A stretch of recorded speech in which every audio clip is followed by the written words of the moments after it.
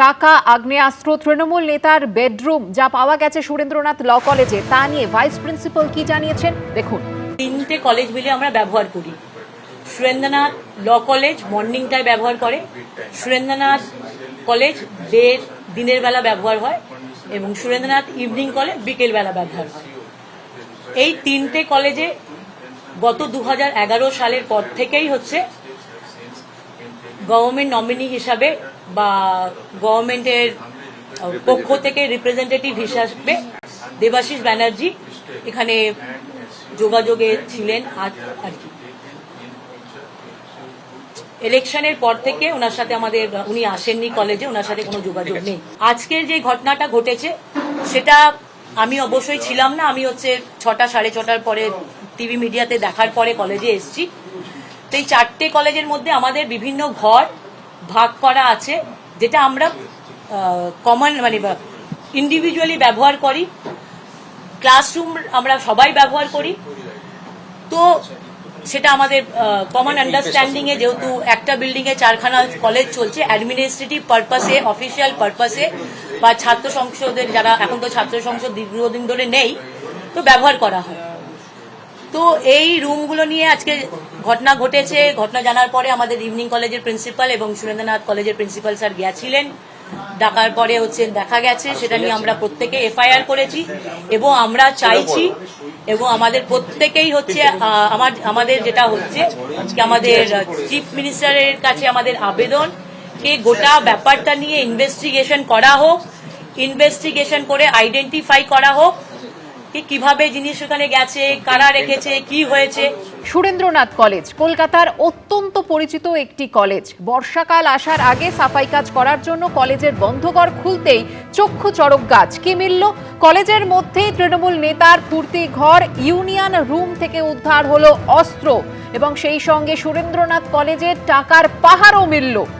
তালা ভেঙে union room ঢুকতেই লকারে সাজানো ছিল অস্ত্র, যা উদ্ধার করা হয় এবং কলেজের বন্ধঘর খুলতেই উই পোকায় খাওয়া তারা নোট উদ্ধার হয়। বিস্তারিত জানতে সরাসরি এই মুহূর্তে নিয়ে যাব আমাদের প্রতিনিধি ঐশী মুখোপাধ্যায় রয়েছে আমাদের সঙ্গে। ঐশী, এই তারা নোট, অস্ত্র কোথা থেকে এলো, কেন রাখা ছিল এবং একটা কলেজে তৃণমূল নেতার বেডরুম কি কারণে ছিল? একেবারে যেমন তুমি বললে যে একটা ঐতিহ্যবাহী কলেজ সুরেন্দ্রনাথ কলেজ, আমি তোমায় দেখাতে বলবো স্বপনদাকে ছবিটা, যে এখানে দেখতে পাচ্ছ যে সম্পূর্ণ এলাকাটা এই মুহূর্তে কর্ডন করে দেওয়া হয়েছে। এই যে ঘর, এটা হচ্ছে স্টুডেন্টস ইউনিয়ন রুম, ডে কলেজের ইউনিয়ন রুম। দেখতে পাচ্ছ যে তালা বন্ধ, সিল করে দিয়ে গিয়েছে পুলিশ। ঠিক এই ঘর থেকেই কিন্তু গতকাল আগ্নেয়াস্ত্র উদ্ধার হয়েছে এবং পাশে রয়েছে ইভিনিংয়ের ইউনিয়ন রুম। যদি আমরা এর পেছন দিকটাতে যাই তাহলে 3-4টে ঘর রয়েছে, যে ঘরগুলো মূলত গভর্নিং বডির দ্বারা মেনটেন করা হতো, যে ঘরের তালার চাবি পাওয়া যায়নি। গতকাল সাফাই কর্মীরা যখন আসেন পুরসভার, তারা কিন্তু রীতিমতো জানান যে সেখানে চাবি, দরজাগুলো খুলে দেওয়ার কথা, কিন্তু যেহেতু স্টাফেদের কাছে চাবি ছিল না, পরবর্তীতে প্রিন্সিপালের পারমিশন নিয়ে সেই দরজা ভেঙে ভিতরে প্রবেশ করা হয়। পরবর্তীতে তালা ভেঙে ভিতরে যখন পরিষ্কার কাজ শুরু করা হয়, তখনই কিন্তু সেখান থেকে 2টি ট্রলি বের করে নিয়ে আসা হয়। সেই 2টি ট্রলিতেই দেখা যায় লক্ষ লক্ষ টাকা, ইন্ডিয়ান কারেন্সি, এবং সেগুলো দেখা যাচ্ছে একেবারে উই পোকায় খেয়ে নিয়েছে, ব্যবহারযোগ্য নয়। একটাতে 500 টাকার বান্ডিলের ভর্তি, একটাতে দেখা যাচ্ছিল যে 100 টাকার বান্ডিলে ভর্তি। অন্যদিকে তার পরবর্তী সময়ে যখন বরানগরের বিধায়ক সজল ঘোষ তিনি আসেন এই কলেজে এবং তারপরেই এই ইউনিয়ন রুমগুলো খোলার বন্দোবস্ত করতে বলেন, তখনও ইউনিয়ন রুমের চাবি না পাওয়া গেলে ইউনিয়ন রুমের তালাও কিন্তু প্রিন্সিপালের উপস্থিতিতে ভাঙা হয় এবং তার পরবর্তী সময় এই students union room, Surendranath day কলেজের যে স্টুডেন্টস ইউনিয়ন রুম, সেখান থেকেই কিন্তু গতকাল একটি আগ্নেয়াস্ত্র উদ্ধার হয়েছে। পরবর্তীতে এই সম্পূর্ণ ঘটনার এখন তদন্ত করছে মুচিপাড়া থানার পুলিশ। তারা কিন্তু ঘটনাস্থল থেকে প্রত্যেকটি জিনিস সিজ করে নিয়ে গিয়েছেন, সিজার লিস্ট করা হয়েছে এবং তারই সঙ্গে কিন্তু এই বিষয়টাকে কেন্দ্র করে কলেজের কর্তৃপক্ষের পক্ষ থেকে 2জনের বিরুদ্ধে নাম করে কিন্তু ইতিমধ্যেই অভিযোগও দায়ের করা হয়েছে লিখিতভাবে। যদিও বা আগ্নেয়াস্ত্র উদ্ধার হওয়া সেই বিষয়ে লিখিত অভিযোগ দিলেও বিশেষ কারোর নাম উল্লেখ করা হয়নি। তবে টাকা উদ্ধারের ক্ষেত্রে কিন্তু পরিতোষ দত্ত ভেন্ডার এবং তারই সঙ্গে দেবাশিস বন্দ্যোপাধ্যায়, যিনি সরকার মনোনীত সদস্য ছিলেন এই কলেজের পরিচালন সমিতির, তার বিরুদ্ধে কিন্তু কলেজ কর্তৃপক্ষ ইতিমধ্যেই লিখিত অভিযোগ জানিয়েছে।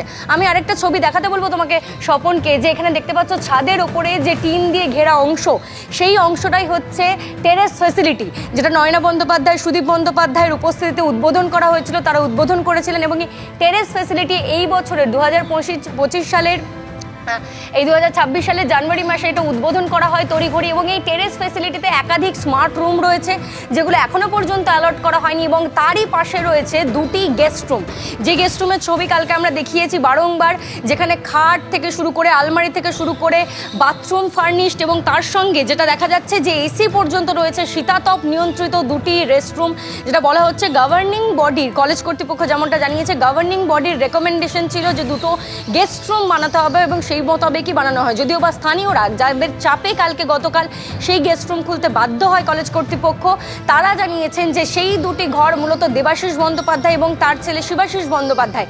দেবাশিস বন্দ্যোপাধ্যায় এই কলেজের পরিচালন সমিতি অর্থাৎ গভর্নিং বডির গভর্নমেন্ট নমিনি অর্থাৎ সরকার মনোনীত সদস্য ছিলেন, এবং তার দাপটেই কিন্তু থরহরিকম্প এই বলা যেতে পারে এই সুরেন্দ্রনাথ কলেজের তিনি গভর্নিং বডির সদস্য ছিলেন। এবং তার পরবর্তী সময়ে দেখা যায় যে শিবাশিস বন্দ্যোপাধ্যায়, যিনি তার ছেলে, এই কলেজের ল কলেজের তিনি ছাত্র ছিলেন, পরবর্তীতে জিএস ছিলেন, এবং তারপরে কিন্তু তিনি এখানকার গেস্ট লেকচারার। এই সম্পূর্ণ বিষয়টাই তাদের ভূমিকা নিয়ে কিন্তু বারংবার প্রশ্ন তুলেছে কলেজ কর্তৃপক্ষ থেকে শুরু করে স্থানীয়রা, যে এই টাকা উদ্ধার হওয়া এবং তার সঙ্গে ইউনিয়ন রুম থেকে বন্দুক উদ্ধার হওয়া, আগ্নেয়াস্ত্র উদ্ধার হয়, সম্পূর্ণ বিষয়টা যখন চাঞ্চল্য ছড়ায়, তারা কিন্তু অভিযোগ করেন যে দেবাশিস বন্দ্যোপাধ্যায়ের দাপটেই কিন্তু এই সম্পূর্ণ ঘটনাগুলো ঘটেছে। এবং গতকাল কিন্তু সুরেন্দ্রনাথ কলেজের ভিতরে যখন প্রবেশ করা হয়, এই সাফাই কর্মীরা আসেন পুরসভার, মূলত এই পরিষ্কারকে কেন্দ্র করে টাকা, তার পরবর্তী সময়ে গেস্ট রুম এবং একেবারে শেষে আগ্নেয়াস্ত্র পর্যন্ত উদ্ধার হয় এই ক্যাম্পাসের স্টুডেন্টস ইউনিয়ন রুম থেকে। ধন্যবাদ ঐশী। আর এই ঘটনা নিয়ে দিলীপ ঘোষ কি বলেছেন দেখুন। শিক্ষা ব্যবস্থা কোথায় পৌঁছে গেছে বুঝতে পেরেছেন তো? কলেজ ইউনিভার্সিটিগুলো রিসর্ট তৈরি হয়ে গেছে, রেস্টুরেন্ট হয়ে গেছে, এটাই তো চলেছে। কোনো ইউনিয়ন নেই, কেউ যেতে পারবে না, ভর্তি হবে অনলাইনে করার ব্যবস্থার জন্য কত লড়াই করতে হয়েছে, তাও হয়নি। আর এই যে টাকা পাওয়া যাচ্ছে, কেন অনলাইনে যাতে না হয় টাকা নেওয়া যায়। একটা কোর্সে ভর্তি করেন 30, 40, 50,000, 60,000 টাকা নেওয়া হতো। যে ভালো কোর্স আছে চয়েসেবল, টাকা দিয়ে ভর্তি করা হতো। আর সেটা প্রমাণ হচ্ছে টাকা তো খেয়ে যাচ্ছে, এত টাকা রাখার জায়গা নেই।